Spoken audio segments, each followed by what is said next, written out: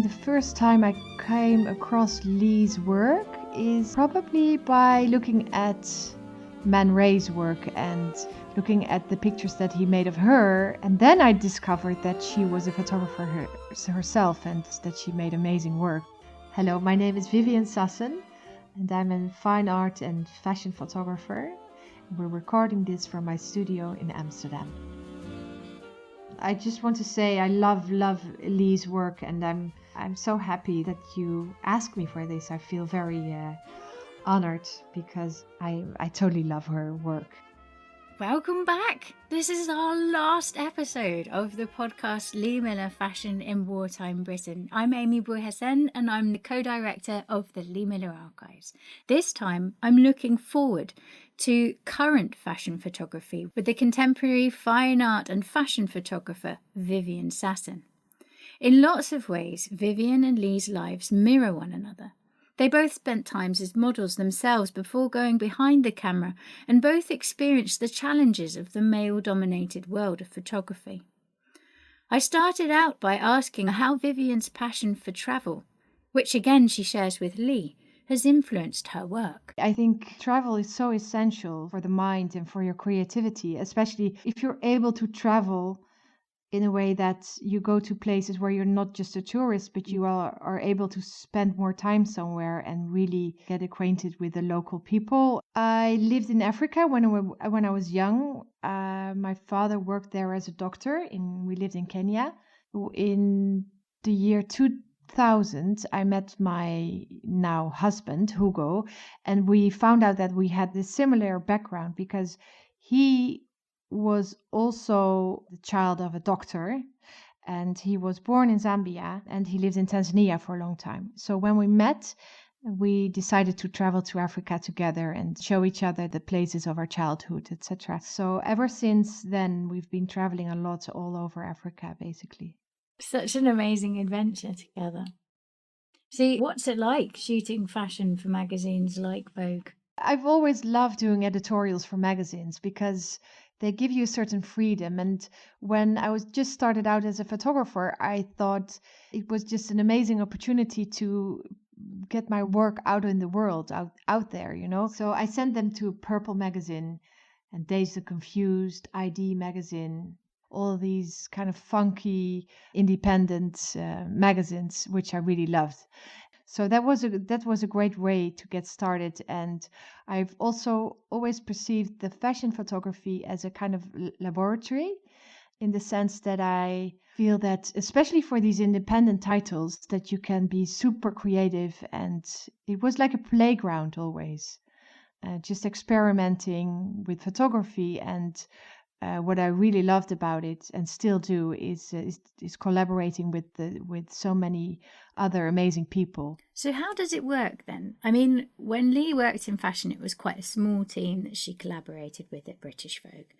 You know, there was probably only ever 2 other people that she spoke to before she went off and took her pictures. So how does a normal fashion shoot work, and how much input do you get into it? Well, I think it's not that different in the sense that most of the time there's one editor.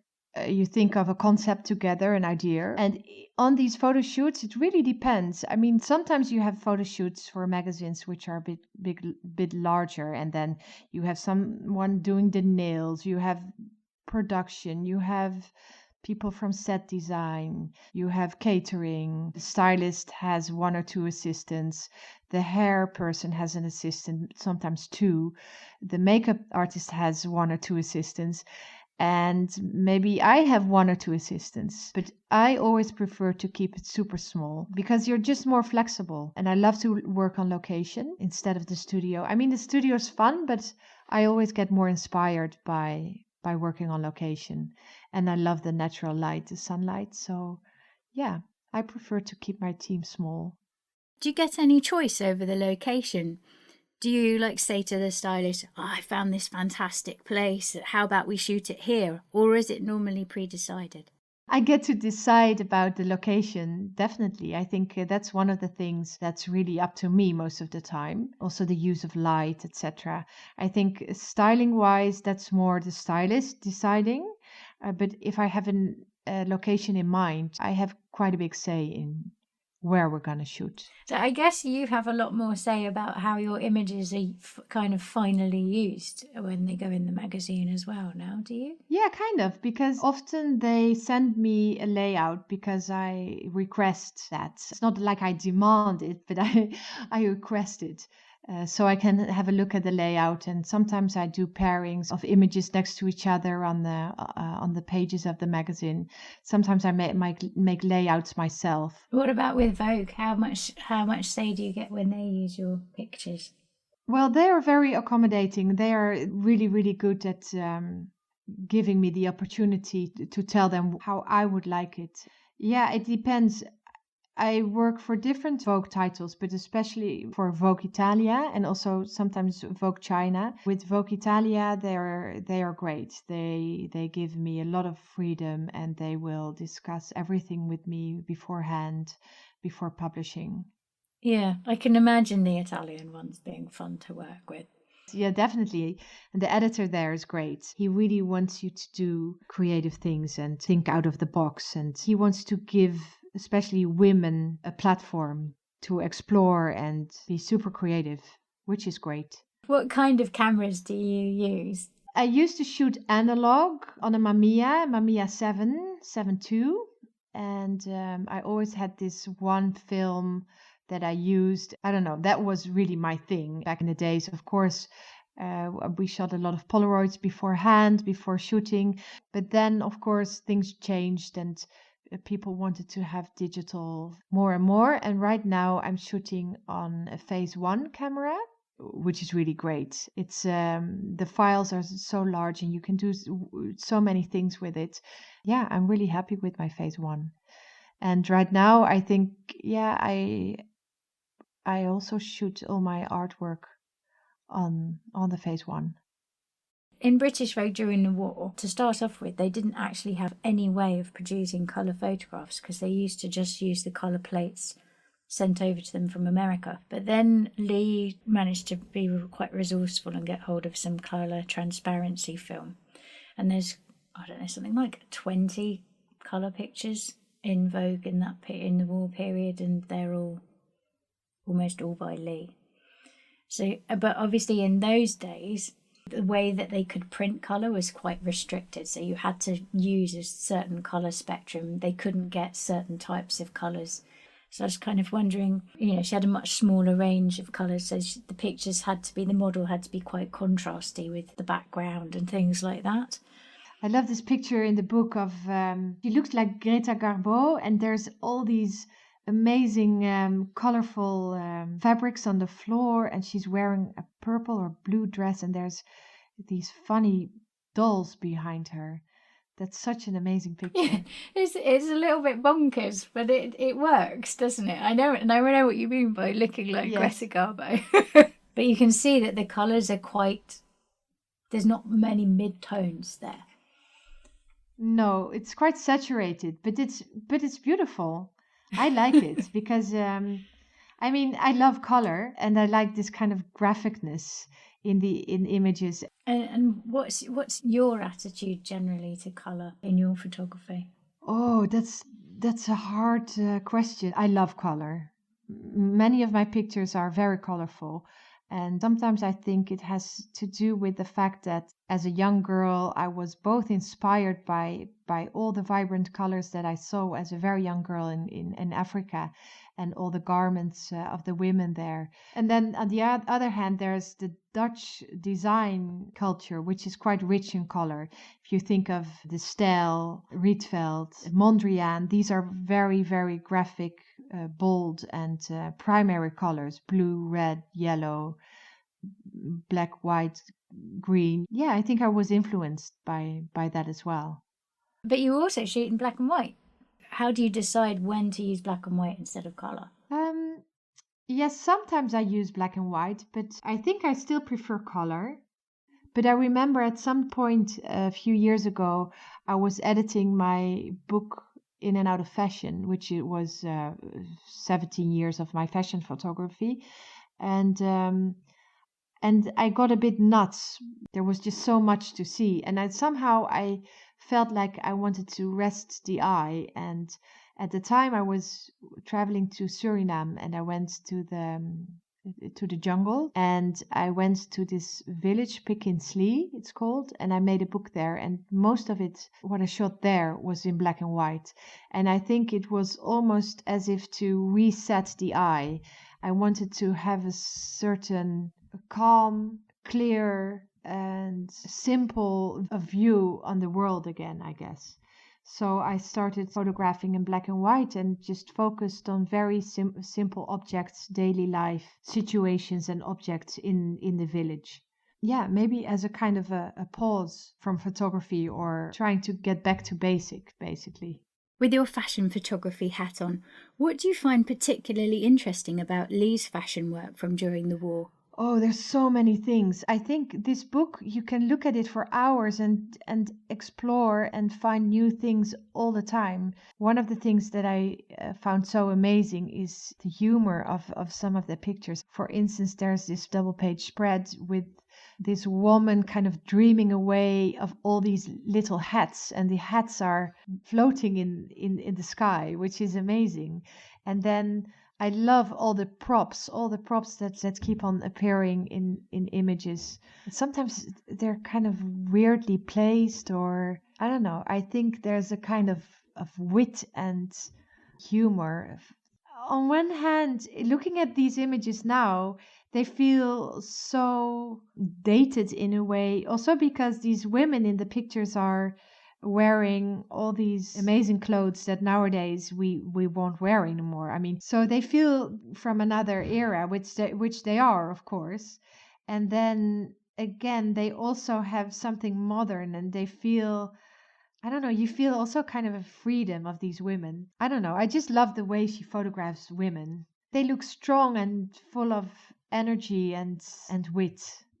I love that you picked up on the humor, because I do think that Lee, because she was American, kind of had a little Yes. bit more of an eye for the slightly more eccentric British side of things, and tends to, in her witty way, sometimes I think in her photography she plays on that. She did think the eccentric Brits were quite funny. They are, aren't they? Yes. Okay, so what is the biggest challenge you'd say that you have today, or that fashion photographers in general have today? Well, I think the biggest challenges are around, I think, two things. One thing is that nowadays everything tends to become so political and is so much about representation, which sometimes makes it difficult to do the right thing, because many things will easily be criticized. And I'm very curious how that will evolve over time in the years to come. And then another thing which has really changed, I think, is the way, especially with advertising and commercial jobs, is that you need to make images that work for different markets. So not only for the European market, but also for the American market, the Russian market, the Asian market, etc. And when you have to create images like that, they tend to become very generic and boring. So what kind of thing do they say that has to be, what are the difference between the specifications for an American market picture and maybe an Asian market picture?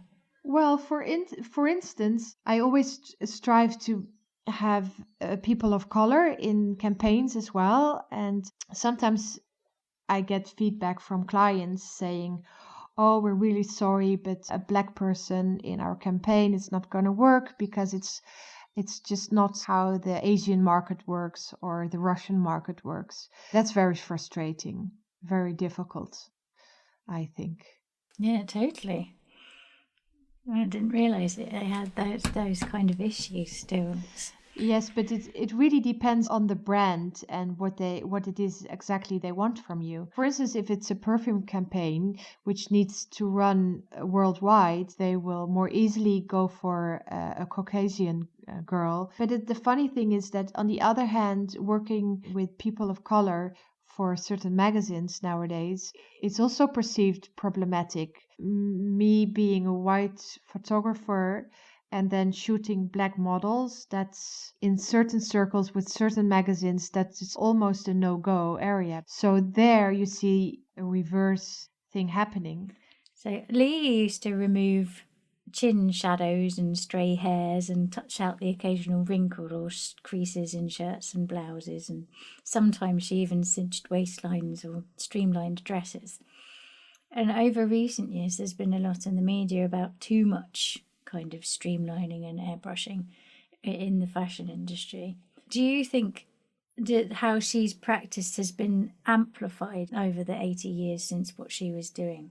I think I'm slightly envious of Lee and her not having to Photoshop every little detail. And because I think a lot of the time the life kind of gets sucked out of an image when you overdo it, when people use too much Photoshop. No, but I think in fashion it's quite a logical thing to do to make things even more beautiful. Yeah, like Lee did, like, you know, a bit of the chin, a bit of the waistline, some hair. That makes total sense. Do you think the fashion world's gone too far, though, in the way that it strives for this perfection? Are you worried about the way it reflects on women today? Well, I think there's not such a thing as going too far, in the sense that if the possibilities are there, you know, who am I to judge that? And it's everybody's own choice to go as far as they want. And sometimes you have these images that look really like otherworldly, and then that's a style as well, as much as it's a style to not do anything at all or to make images which are much more raw. But I do worry about the extent when I look at my nieces, and yeah, the kind of the pressure that I think they feel to be beautiful. And hopefully, yeah, this will change in the future. There is already change is already here, I think. I mean, there's a lot of people talking about this kind of body awareness. So Lee obviously works in a time when when she was operating it, when it was a very male-dominated world. How do you think that it is now for female photographers? Do you still see challenges around inequality, or is it less obvious? Well, I think over the last 5 or 10 years, it's become better. I think before it was really still such a male dominated world, with all these male photographers getting all the jobs. And like Lee, I've not modeled to the same extent as Lee has, not at all, but I think we both have this background in modeling, and it always struck me how male photographers would approach me and the things they would say to me, you know, to make me look sexy in the image. While, you know, even when I was still very young, they asked me to be very sexy in the picture, and they told me silly things like, you know, like pretend you're blowing away a little feather, so, you know, so you pout your mouth, and or make love to the camera, or pretend I'm your boyfriend, you know, all these all these horrible things. It is a cliche, and luckily I think nowadays we live in a very different era, and there's a lot of female fashion photographers and photographers on the whole, and I think that's a good thing. Because yes, when I started out, my parents were still, as a photographer, my parents were still saying, like, oh, are you sure you want to become a photographer? But you're not technical at all. Yeah, they thought it was a very masculine job, I guess. I don't know. Just going back to what you said about you being a model, do you think that your experience as a model helps you when know how to act when you're instructing models? Yes, definitely. I very much so. I think I place myself in the situation, or in the shoes of the model. You know, I know exactly how it is to stand there and be cold or too hot or uncomfortable because people are looking, or bored. You know, so I think it helps. It definitely helps, I think. Some girls are either too young to understand, or they are not fearless enough to understand that you get the best pictures if you're not afraid of looking ugly or weird. You see? So if you don't have that fear, then you can really explore and go different places. It's almost like acting, and then that's when the most interesting moments come about, you know? If someone's just worried if their hair looks all right, or they want to change their makeup because they think they don't look pretty enough, then that's much harder. It makes sense. It makes sense that they're kind of less inhibitions that they have, the easier they are to work with. So in the war in Britain, we had such a scarcity of paper that at one point it became illegal to burn and not recycle paper. And there were like huge initiatives around make, do and mend and recycling and not being ashamed to wear old clothes, which all sound a lot like things that we see now. Maybe not the being illegal to burn paper, but the make, do and mend and wearing old clothes are definitely movements I've seen coming through. I mean, do you see similarities with the global climate crisis and the way that the fashion industry is reacting? Well, I think it's quite recent. It's all quite recent, and there's still so much to do in that sense, because the fashion industry is one of the most polluting industries in the world, and that really has to change. And I think there's a lot of designers who think about it and who are willing to make rigorous steps towards a more sustainable future, and which is great, I think. But the whole system is so, I mean, there's just too much stuff getting thrown into this world. So it must be hard also for all these brands and designers to change that, because ethically they know that they need to change, but then again, that's also their system. I see a lot of progress already, luckily, but I think there's still a lot to do.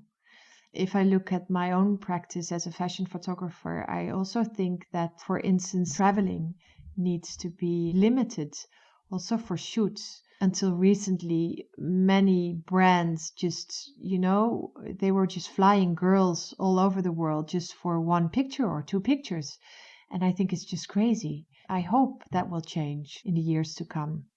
Whilst Lee was working in a world where international travel wasn't as easy as it is now, I think she would have definitely been used to the outside world impacting her work as a photographer. After all, like Vivian, Lee did not just work in fashion, and Lee's reportage and surrealist work is well known. I asked Vivian what it was like trying to juggle the worlds of fashion and fine art photography in the same career. Yeah, there's definitely a connection between my artwork and my fashion work. And I think, it's the same pair of eyes, it's still my brain and my eyes looking at the world. So I think they also feed on each other, like sometimes I have ideas for my fashion pictures which I later on use for my artwork, or vice versa. I don't know exactly how Lee would have thought of these two different worlds. I try to separate them somehow. I try to. It's not always easy, because sometimes I make art pictures and people refer to them as fashion pictures, and I get really grumpy about it. It's still two different worlds, the art world and the fashion world. And often I feel that there's still a kind of reluctance from the art world to accept the fact that I also work as a fashion or even commercial photographer. But I like to be flexible, I like to be independent and not be part of just the art world or just the fashion world. I think they can live next to each other very well. And I guess in my imagination, it was kind of the same for Lee. Working as a documentary photographer, as an artist, and as a fashion photographer. We all do these things for different reasons, and any reason is as good as the other. I hope. I think. I don't know. Now, I always get cross that the photography isn't seen as an art form in by lots of places. Yeah, but I guess, for a lot of art, it's very obvious that it's art. You can make a very, very, very bad painting, but it's still a painting. So it's art. It's bad art, but it's still art. While with a photograph can have so many different purposes, catalogs, family pictures, documentary pictures. I mean, it's so much more versatile. So I guess there's a difference between, what is an art picture or what is a commercial picture or a family picture. And it very much depends on the context in which a picture is placed. So I do understand that people can't really grasp it fully, the medium of photography, which is also very interesting. I think I'm always drawn to things that are ambiguous, and so is photography, I think. Definitely. That's why we love it, isn't it? Yes. Many thanks to Vivian for speaking to us about her current day experiences as a fine art and fashion photographer. The book we were discussing is the Lee Miller Archives' recently released book, Lee Miller Fashion in Wartime Britain, which contains many of the photographs we've talked about during this series. It is available, of course, through all good bookshops and through Farley's House and Gallery and the Lee Miller Archives website. We also, if you're listening to this before mid-August 2021, have an exhibition of the fashion photography in Farley's Gallery that opens on the 20th of May. We hope to tour it internationally after that, so check out the Lee Miller website and social media, which is Lee Miller Archives on Instagram, for any updates.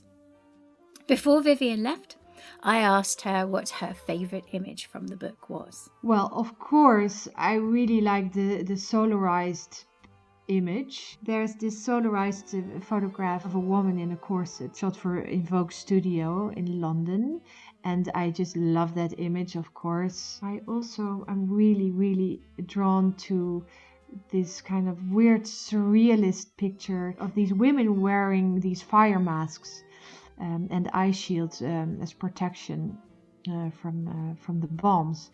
I think it's just such a weird it's casual, and at the same time it's so surreal, and also the angle is very interesting. I think there's this kind of graphicness that I also really like.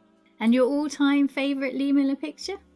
Have you got one? There's these war pictures which are slightly surrealistic, which I really love. Like, for instance, these two people sitting, I don't know what it is, but they also have these masks on.